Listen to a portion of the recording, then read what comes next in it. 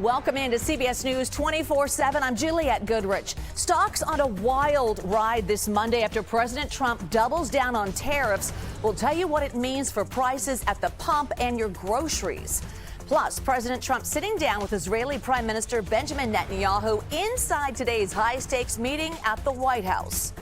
Later, the deadline to return a man mistakenly deported to El Salvador is just hours away. What the Trump administration is saying today. You're watching CBS News 24/7.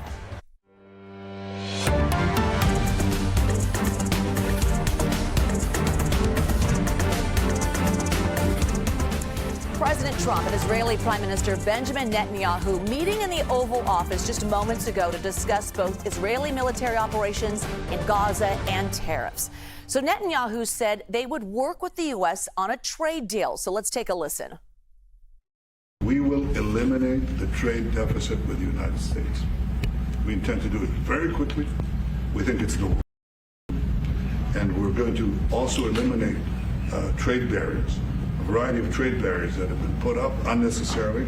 And I think Israel can serve as a model for many countries who ought to do the same. I recognize the position of the United States. It says, we're allowing other countries to put tariffs on us, but we don't put tariffs on them. And, I'm a free trade champion, and free trade has to be fair trade. And I think that's basically the position that you've put forward, Mr. President. We are going to eliminate the tariffs, and rapidly. I had the opportunity to speak to Secretary Lutnick yesterday. We talked about how we could effect this quickly, and I hope to bring the solution very quickly. CBS News White House reporter Aaron Navarro joining us live now from outside the White House. Aaron, thanks for joining us. First things first, let's talk tariffs. Is the president open to negotiating with other countries on tariffs?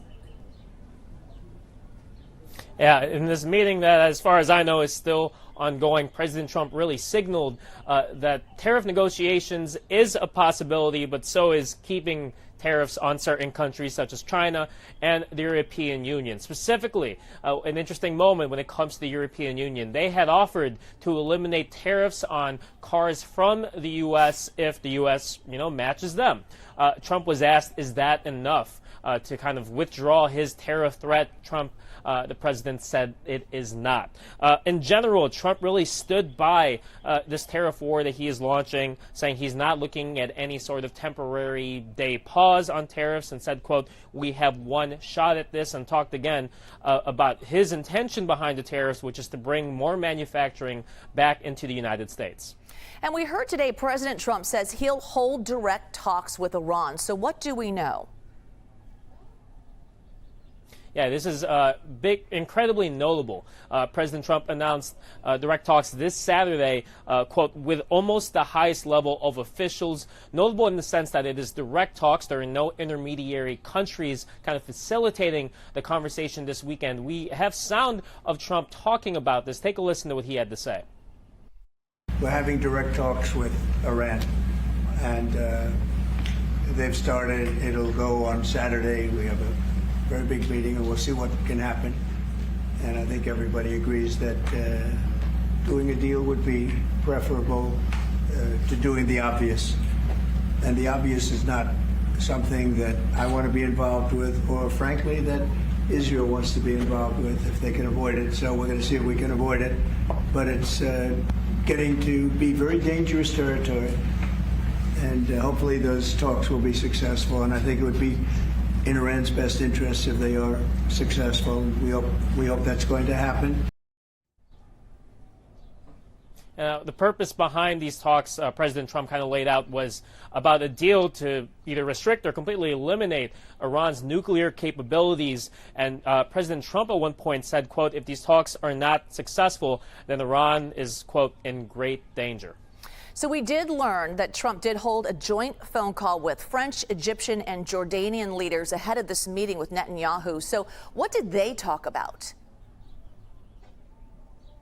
Yeah, this call organized by French President Emmanuel Macron as he was in Cairo to meet with Egyptian and Jordanian officials in regards to the Israeli strikes in Gaza. And Jordan officials said they really advocated for the Palestinian people, calling for humanitarian aid, for that to be sped up, as well as a release of the hostages and an end to the war. They talked about as well implementing a two-state solution, and according to this Jordanian official, said they are, quote, accelerating peace, or they are remaining in close coordination as talks about a ceasefire in Gaza continue. And you heard in the Oval Office, Prime Minister Benjamin Netanyahu announced that he and Steve Witkoff, that's President Trump's envoy in the Middle East, are working on a new hostage deal. So again, restarting that conversation and their effort to get hostages out of Gaza. All right, appreciate the update, Aaron Navarro. Aaron, thank you. Volatile day on Wall Street as President Trump doubles down on tariffs. Stocks down again today with the market closing just moments ago. So let's take a look at our interactive heat map. This is brought to you by FinViz. It shows a visualization of the stock market. Red indicating the stock is down, with green meaning it's up. The size of the box, it corresponds with the size of the company. Mixed picture today after Trump's ultimatum to China on tariffs. He outlined that threat in the Oval Office just moments ago. So let's take a listen to that. With China, as you know, against my statement, they put a 34% tariff on above what their ridiculous tariffs were already.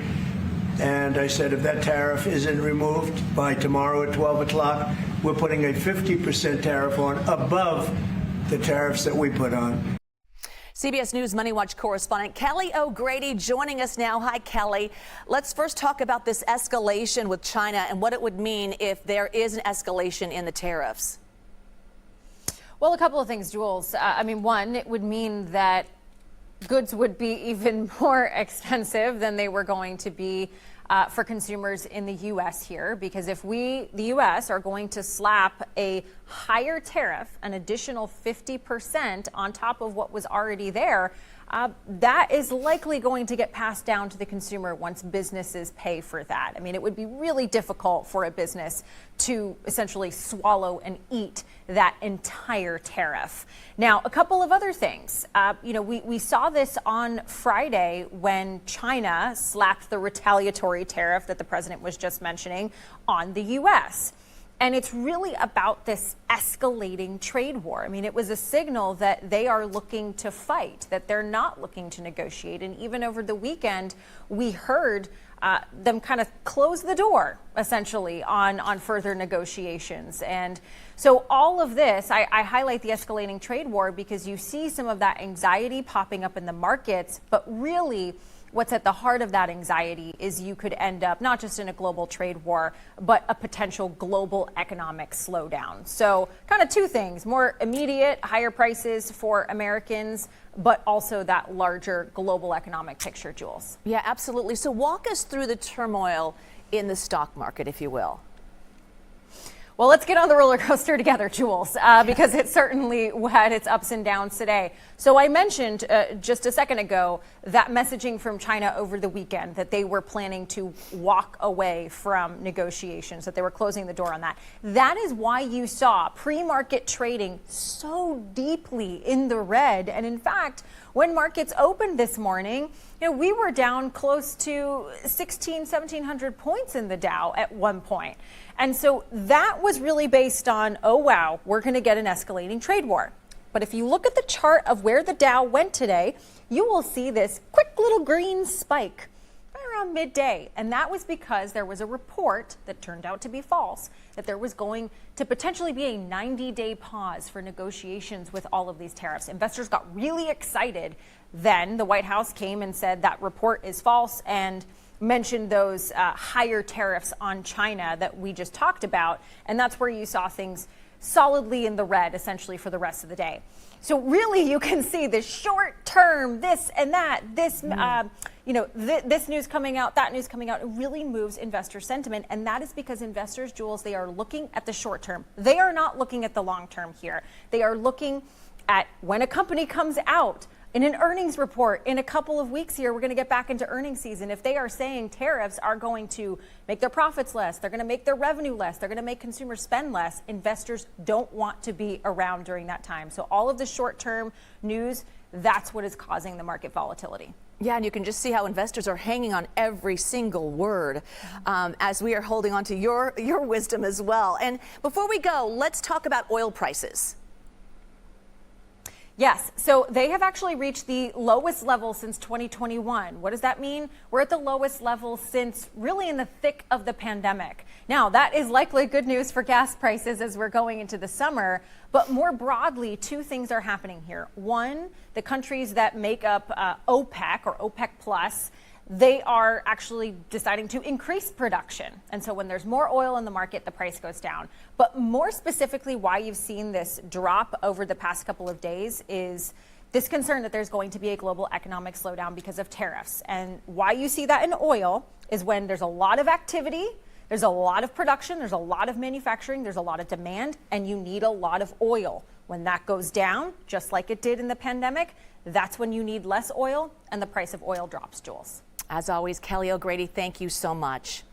All right, breaking news. Chief Justice John Roberts is temporarily blocking a district court order requiring that a Maryland man mistakenly deported to El Salvador be returned to the U.S. by midnight. So this gives the court more time to consider the issue after the Trump administration requested they intervene. So the legal team for Kilmar Obrego Garcia now has until tomorrow night at 5 to respond. CBS News Department of Justice correspondent Scott McFarland has been following this case closely. Scott, thanks for joining us. What can we expect in this case? The Supreme Court's going to hit the snooze button proverbially on this case. Doesn't really change the fundamental dynamics here. They now have until 5 p.m. tomorrow to make their arguments over the matter, but the matter stays the same. A court in Maryland, a federal judge, has ordered the return of Mr. Obrego Garcia by the end of the night tonight. Well, that's now pushed at least through 5 p.m. tomorrow. The Department of Justice has acknowledged it was a mistaken deportation that shouldn't have taken place, but they've made the argument they can't get him from El Salvador because it's now in El Salvador's jurisdiction. The U.S. Supreme Court may hash out some of what comes to them in this. They may kick this back to the federal judge in Greenbelt, Maryland, but for now, the deadlines have been delayed. They have not been canceled. Yeah, and so many layers to this because now we've learned the Department of Justice lawyer who unsuccessfully argued in defense of Obrego Garcia's deportation was actually placed on leave, administrative leave. So what does that mean? What are those details? There's already some casualties to these arguments themselves. The person who was in court Friday in Maryland making the argument for the Department of Justice was put on administrative leave, we learned, on Saturday. Indefinitely. This is the same attorney who was in court acknowledging that a mistake was made, and the Department of Justice, the Attorney General, didn't think there was a zealous enough argument from the attorney, so he's been benched. There'll likely be a new name on the next set of filings if they come from the U.S. Justice Department, but you can see the stakes in this case, that there's somebody put on leave after a high-profile hearing, that they have let this and challenged this all the way to the U.S. Supreme Court. This is now a high-profile legal argument, and to a degree, Jules, it's a game of chicken between the executive branch and the courts. There's a court order there, and the executive branch, the administration, does not seem inclined to want to follow it. What happens next is important not just for Mr. Obrego Garcia, but for cases in which the courts challenge the administration nationwide. All right, Scott McFarland. Scott, thank you so much. Legal representatives for another migrant sent to a notorious prison in El Salvador are sharing his story today. They say Andre Hernandez Romero, a makeup artist, does not have a criminal record in the United States or in his home country of Venezuela. So lawyers tell us Hernandez Romero left Venezuela last year because he was targeted for his political views and for being gay. He was here to seek asylum before he disappeared as part of the deportations. Our client, who was in the middle of seeking asylum, just disappeared. One day he was there, and the next day we're supposed to have court, and he wasn't brought to court. You used the word disappeared. Yeah, I use that word because that's what happened. But Andre did appear in photos taken by Time magazine photographer Philip Holsinger, who was there when the Venezuelans arrived at Socot. Holsinger told us he heard a young man say, "I'm not a gang member, I'm gay, I'm a stylist," and then he cried for his mother as he was slapped and had his head shaved. By comparing Holsinger's photographs to photos of Andri's tattoos taken by the government, we were able to confirm that this is Andri. His lawyer, who was representing him pro bono, had never seen these photos before. It's horrifying to see someone who we've met and know as a sweet, funny artist in the most horrible conditions I could imagine. You fear for Andri's safety in there. Absolutely. We have grave concerns about whether he can survive. Deadly and powerful storms leaving entire neighborhoods underwater in parts of the United States. The rescue operations underway. Next, you're watching CBS News 24/7.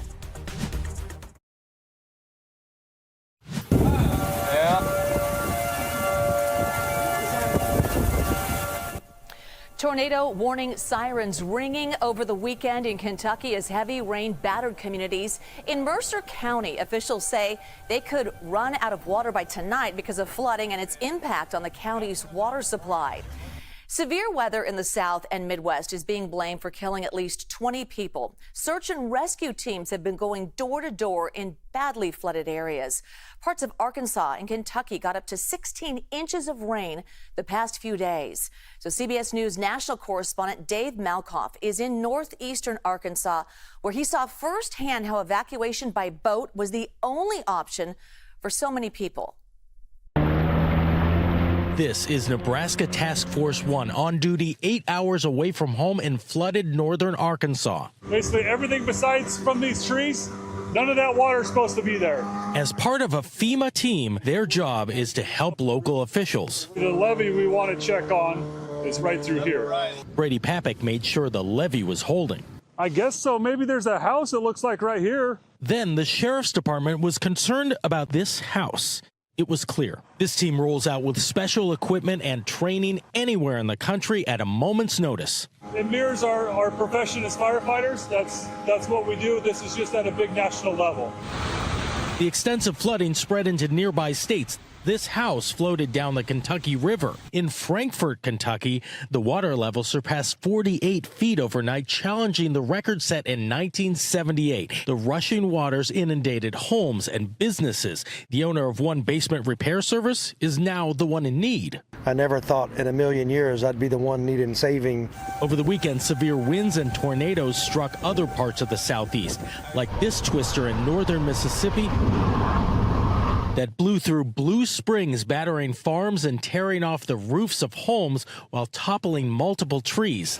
The powerful storm also prompted tornado warnings in northern Tennessee. There's just been so many tornadoes lately that it's just scary of the devastation, so many different places. And here in northern Arkansas, the concern is this rising floodwater. You see that little white building back there? That's where the Black River starts. Anything in front of it is all floodwater.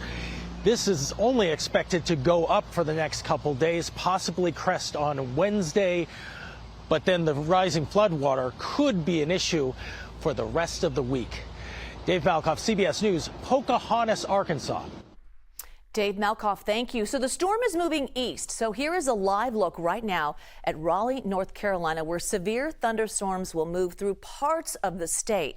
So let's have Zoe Mintz now, our meteorologist, talk about what's expected. Hopefully they'll get a little bit of a break. Yes, the parts of the country that saw upwards of a foot of rainfall, gonna see some breaks, gonna be seeing some sunnier skies and some colder conditions on the back end of that system. So that's something to keep your eye on.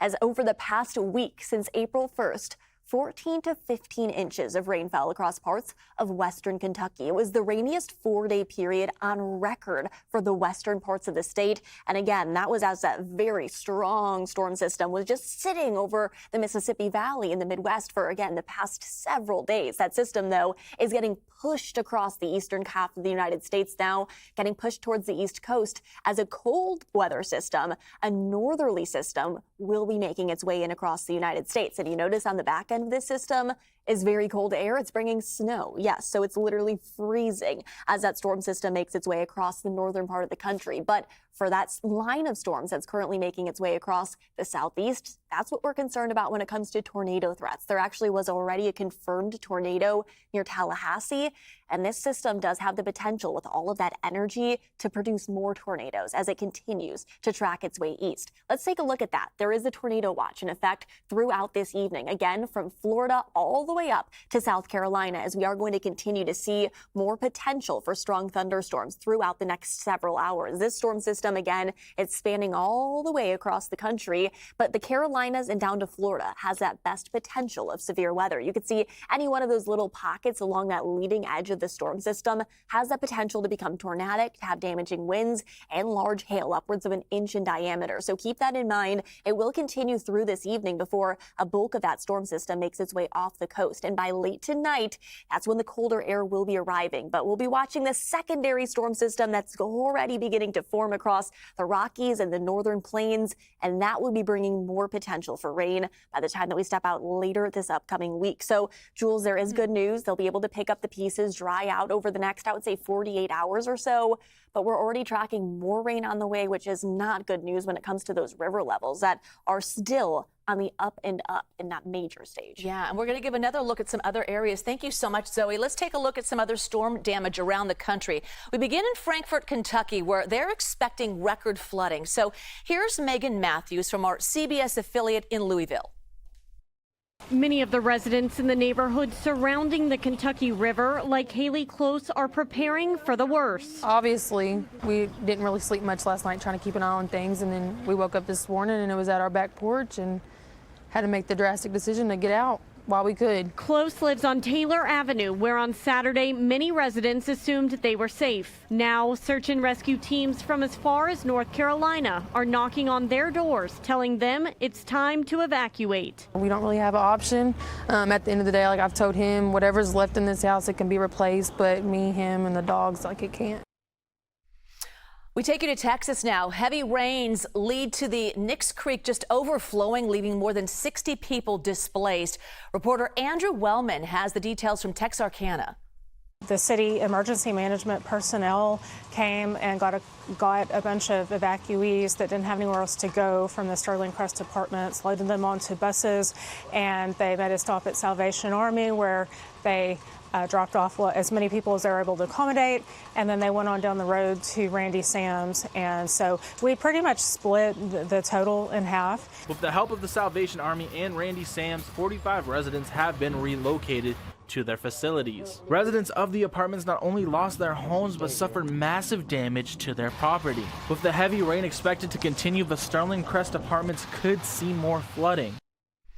We head to Georgia now. Lightning storms brought down trees and damaged homes. Bridget Spencer from our Atlanta CBS affiliate spoke to a family about damage in their area. I was just in the playroom right here, and then I just heard a big explosion. That explosion noise was coming from next door. Atlanta Fire Rescue says lightning struck the chimney. I just looked out the window, and there was just a big, I don't know, like a lot of smoke. Yeah. We were able to contain it to actually the attic area and one of the bedrooms upstairs. There's going to be some water and smoke damage. Thankfully, that home was vacant, but it is something that firefighters see often when strong storms like Sundays roll through. We just want to make sure that at least if you do store a lot of items in your attic, that you kind of clear them from those power lines.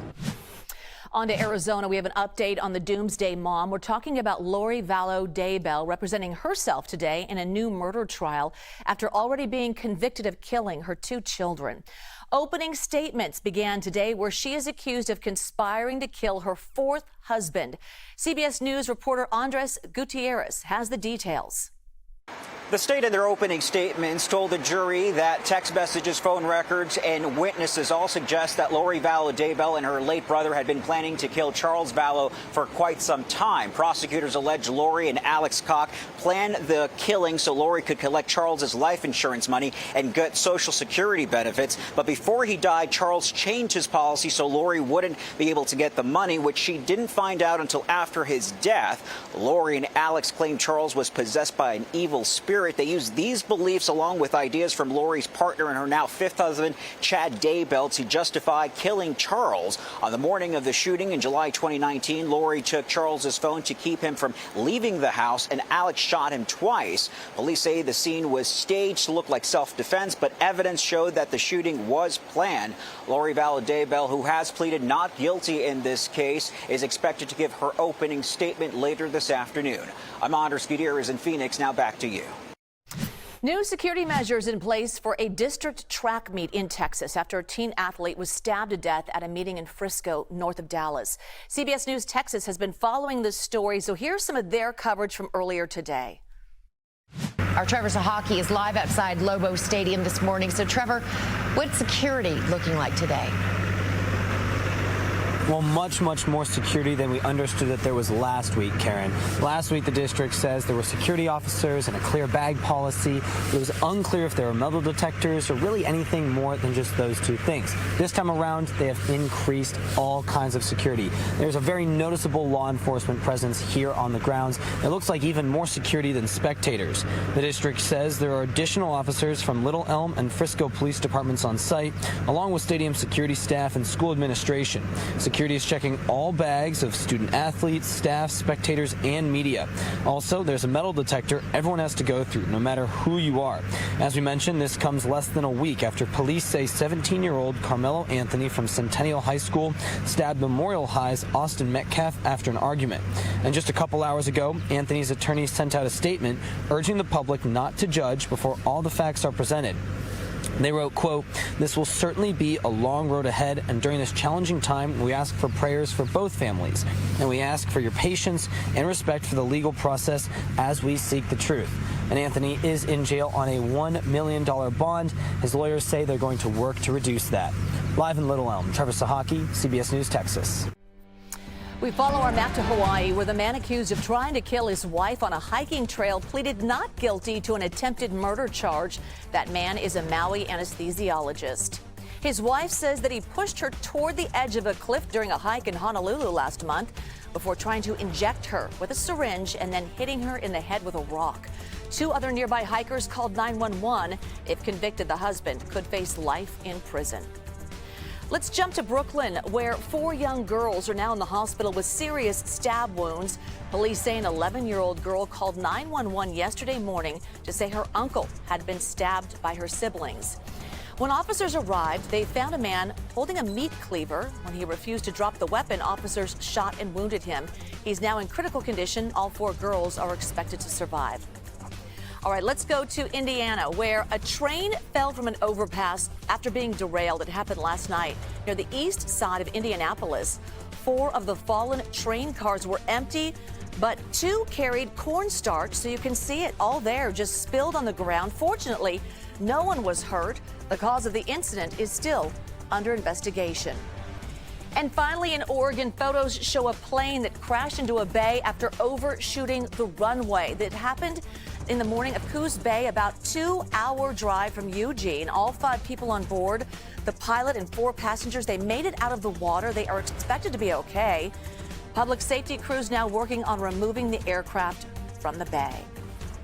And to Texas now, where a second child has died from a measles-related illness. Doctors say both children who died were unvaccinated. CBS News' Janet Shamlin reports Health Secretary Robert F. Kennedy Jr., a longtime vaccine skeptic, has made a dramatic switch on the measles vaccine.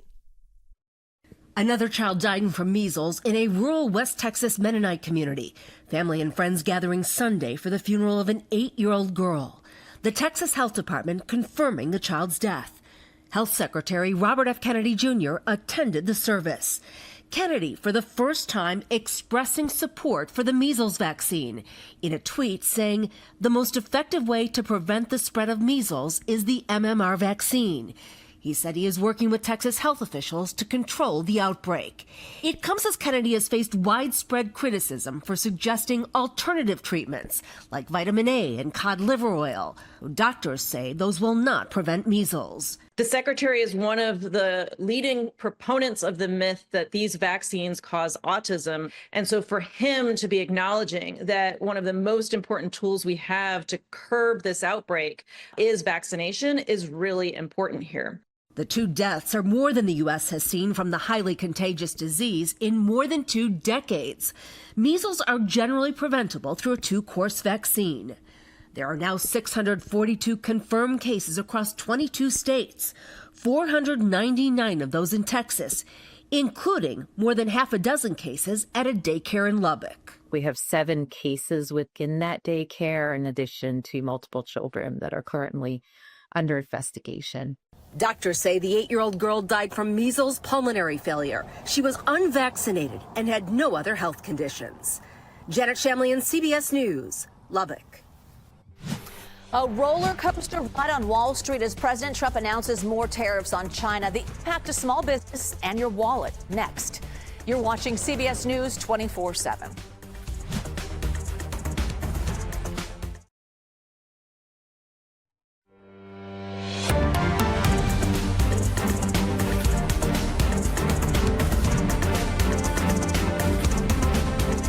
Welcome back. Markets have been closed for about half an hour, but it was another down day on Wall Street. Tariffs continuing to dampen consumer sentiment. So CBS News senior business and technology correspondent Jolene Kent joins us now with more on what all of this means for small businesses, in particular in the U.S. What can you tell us? Well, we're taking a look at not just the markets, but the broader economic situation for so many small businesses that really drive economic growth in this country. And what we are starting to learn is small businesses are crunching the numbers as to where these tariffs are currently set. You can imagine if you're importing goods, say from China, that can be a really alarming place to be right now as a small business owner, because you're thinking about prices, how much you're charging the consumer. And today, of course, President Trump hitting back the 34% retaliatory tariffs from China with another threat of an additional 50%. And so that very much could push prices up even further when it comes to predicting how much you're going to be charging a consumer for something. And so we looked at some of the numbers, and across the board, retail prices could go up as much as 10%, according to Oxford Economics.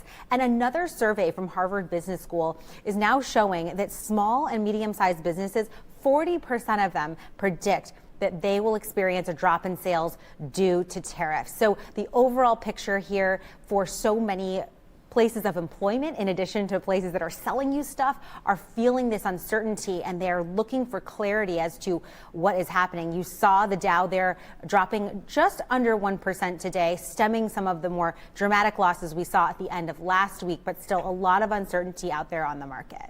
So Jolene, let's pivot now to big business. So let's talk about Trump's tariffs. Are they starting to get some pushback from Wall Street? Yes, JP Morgan CEO Jamie Dimon said in his annual shareholder letter today to watch for growth to slow down. So there are some warning signs out there. We also saw BlackRock CEO Larry Fink today speak before the Economic Club of New York, talking about how this might also be a buying opportunity for some of those high value stocks. But certainly you are seeing the vast majority of CEOs, especially of the retailers and grocers, they're holding. We don't see a lot of immediate reaction. These CEOs have dealt with President Trump before in his first term. They understand that a lot of this stuff could very much be a negotiating tactic, and they are waiting and seeing. In so many of these earnings calls that we've seen, in addition to our request to have these CEOs on TV, the idea is we're waiting and seeing to see what actually materializes out of this. But certainly these companies are looking at softer outlooks when it comes to how much they can sell in the future. Their stock prices are getting hit very hard. In some cases,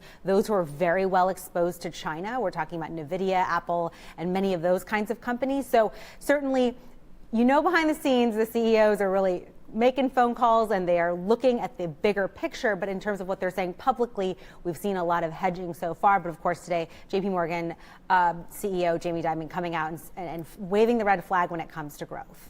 All right, Jolene Kent. Jolene, thank you so much. Let's bring up our new TikTok tube. Our CBS News social team has a lot of great content to find here, including a breakdown of some popular products that could be seriously impacted by the tariffs. So check it out. Okay, we'll get to our content in just a minute, but you can find content like this on our TikTok and Instagram pages at the handle CBS News. So we'll get to that in just a minute. You can always check out our tariff price tracker at cbsnews.com/tariffs. Is your bracket busted? Maybe not if you're a fan of these two teams. Tonight, Florida and Houston, they face off for the men's college basketball championship. We're going to have a preview after the break. Stay with us. You're watching CBS News 24/7.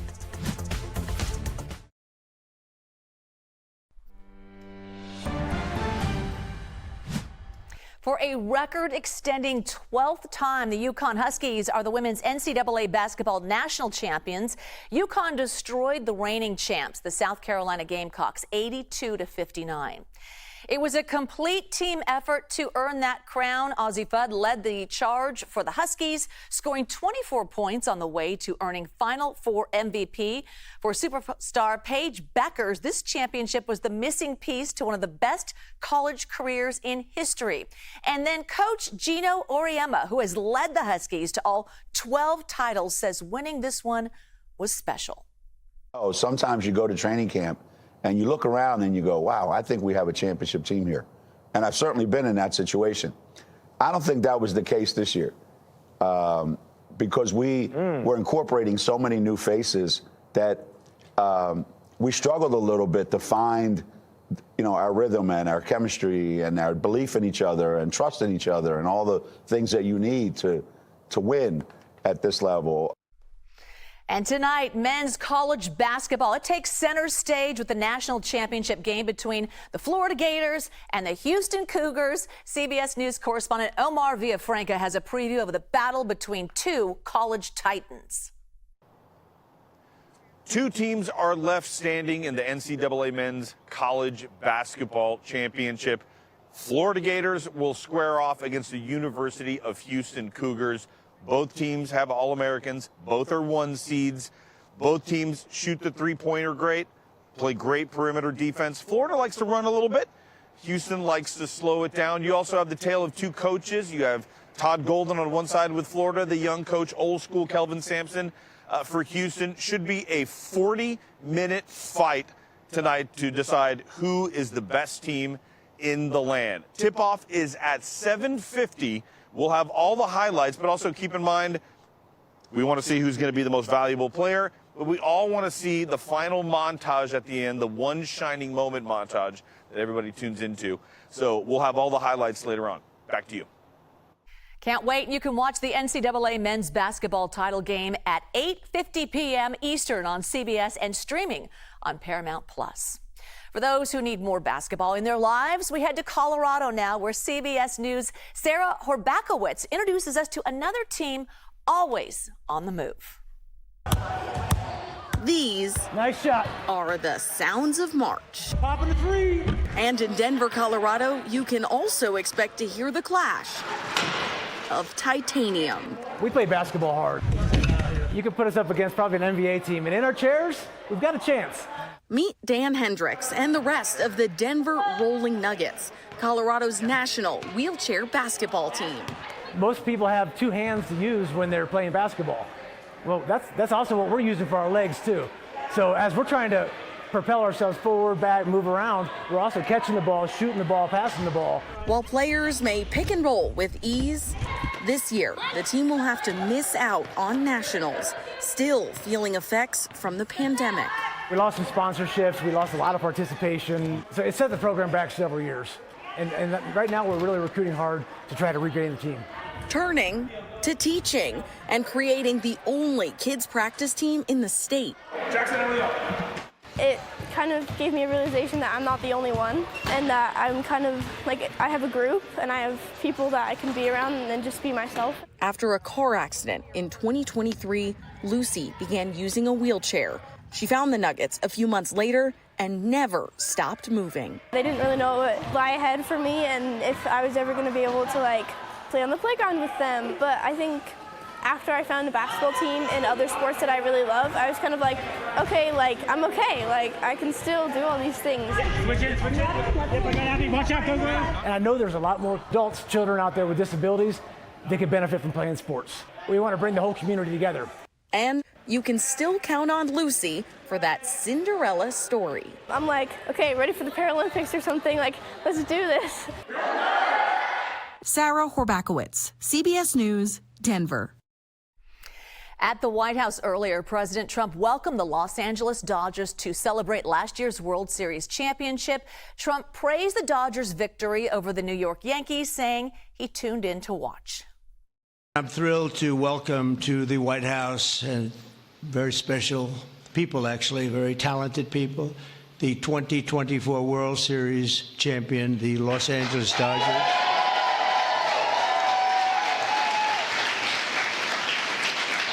And I want to congratulate you on a legendary season, and I watched it very closely.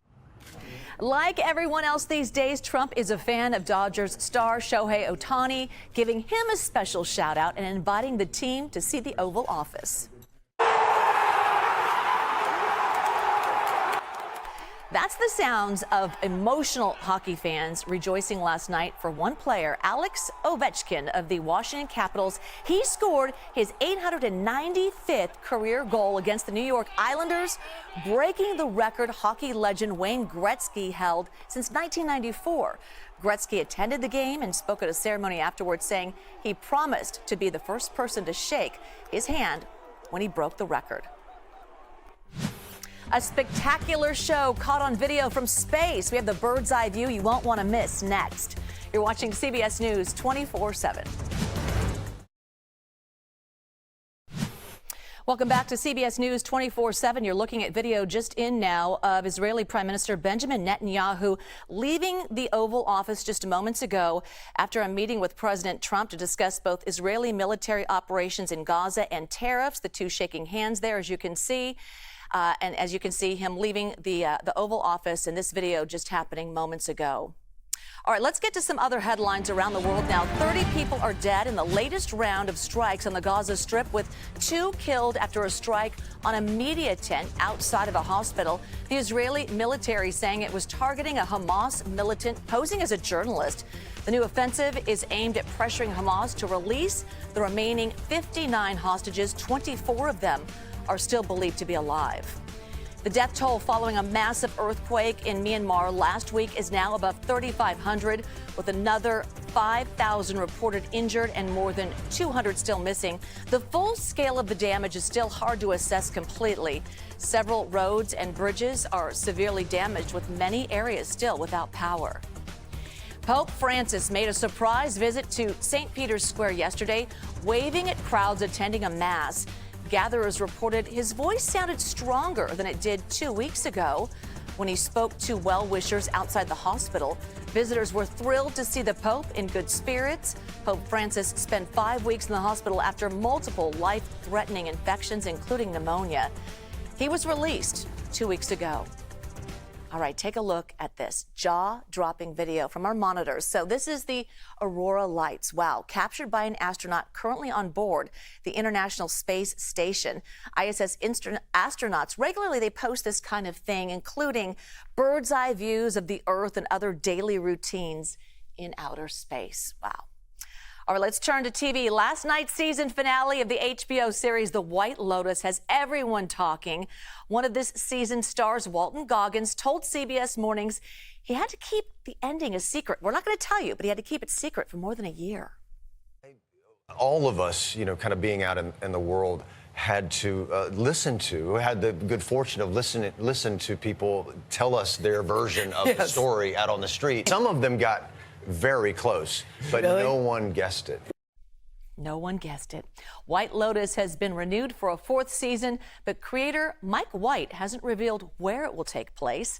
This season took place in Thailand, with previous ones set in Hawaii and Italy.